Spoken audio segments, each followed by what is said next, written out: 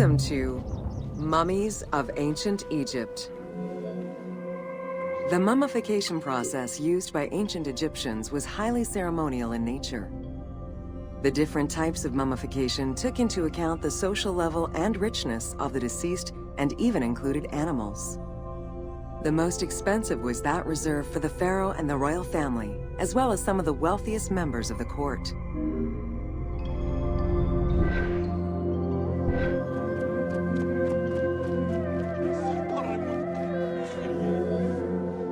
The first step was cleaning.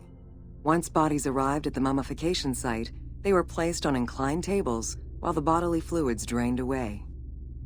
They were then cleansed by priests until they were deemed ready for the purification process.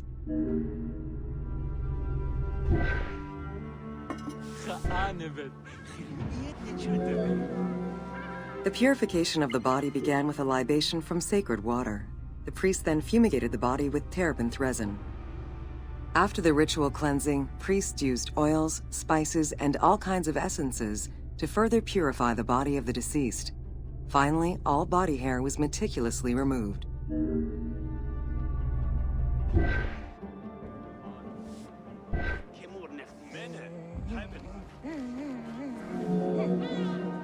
Once the body was properly purified, embalmers removed the organs, following very specific procedures.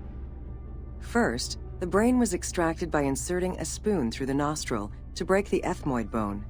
Then, using a spatula, the pieces of the brain were removed as thoroughly as possible. What matter remained was extracted after a process of liquefaction, achieved through the use of a caustic liquid. The cranial box, once emptied, was rinsed and disinfected with palm wine, and then stuffed with strips of linen cloth and liquefied resin.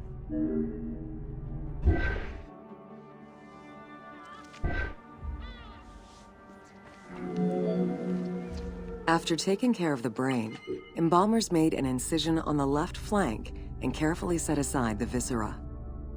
The inside of the body was also rinsed with palm wine. Then the embalmers filled the belly with pure myrrh, cinnamon, and other perfumes and sewed it shut. The removed viscera were washed in palm wine and packed in crushed herbs before being placed in canopic jars.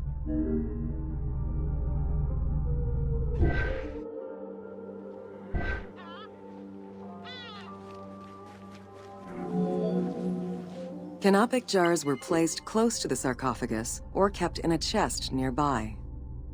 At first, the viscera were wrapped in tissue and placed in the vases. As the ritual requirements became more elaborate, ointments, spices, and even water and natron were added to the process.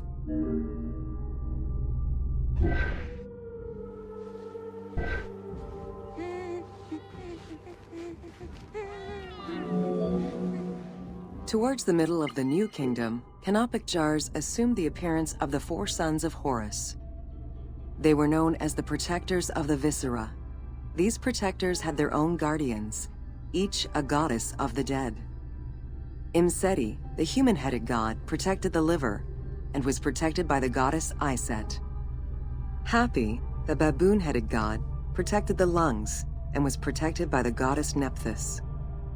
Dumut-Ef, the jackal-headed god, protected the stomach and was protected by the goddess Neith. And finally, Kebesenuef, the falcon-headed god, protected the intestines and was protected by the goddess Selket.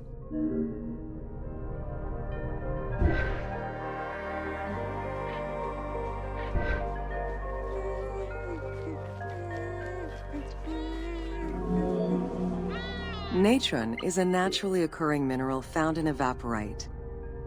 These sedimentary rocks are made up of mineral salts and were generally mined from lake beds in Egypt.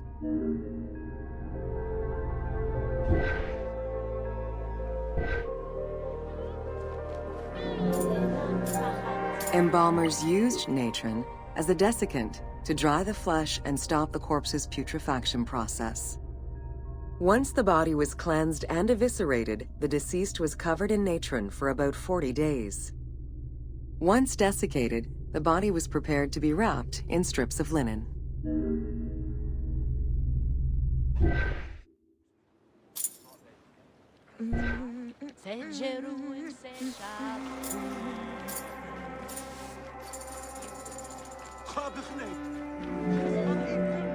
Once the body was fully desiccated by the natron treatment, embalmers oiled, painted, and sometimes even added hair extensions or a wig. They often used a henna-based antiseptic preparation to give the body a more colorful and lively appearance while preparing it to resist molds and fungi.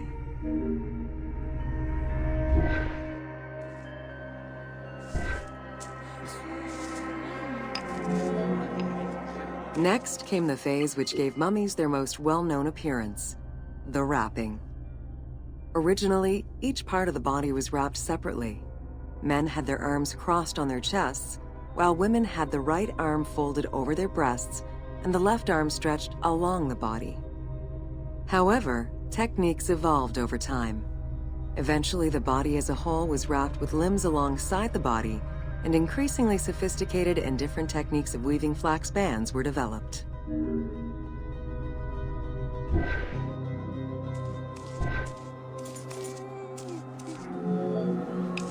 In addition to the jewelry and amulets arranged on the skin of the deceased, amulets were also carefully inserted into the weaving of the linen strips. Each amulet was linked to a myth or to an ideological belief related to rebirth.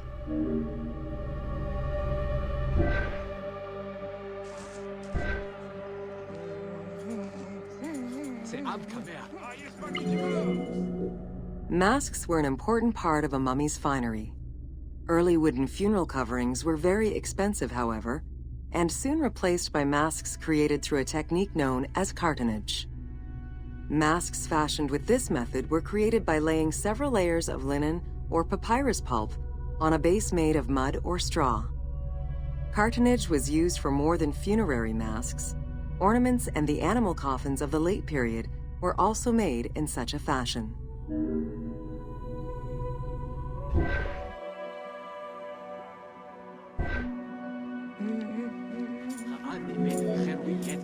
Cartonnage evolved to cover the entire body of the mummy during the 22nd dynasty.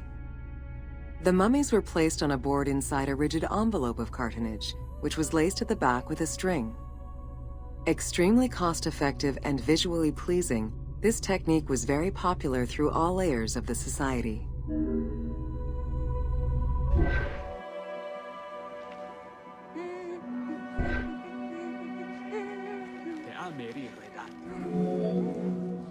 Cartonnage envelopes were usually covered with inscriptions and polychrome decorations, specifying the names and titles of the deceased, scenes depicting daily life, or decorations specific to the funerary world.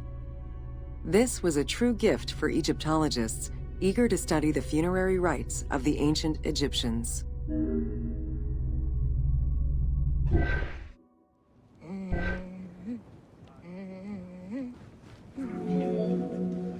Once the mummy was properly wrapped and adorned, the embalmers proceeded with the ceremony of the opening of the mouth.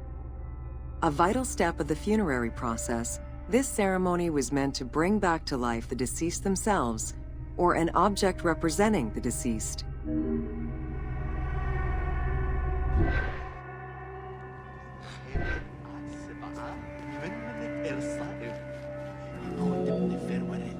There were no less than 75 different stages for the opening of the mouth. It required the application of the same oils, ointments, spices, and perfumes used during the mummification process. Makeup was sometimes part of the process as well.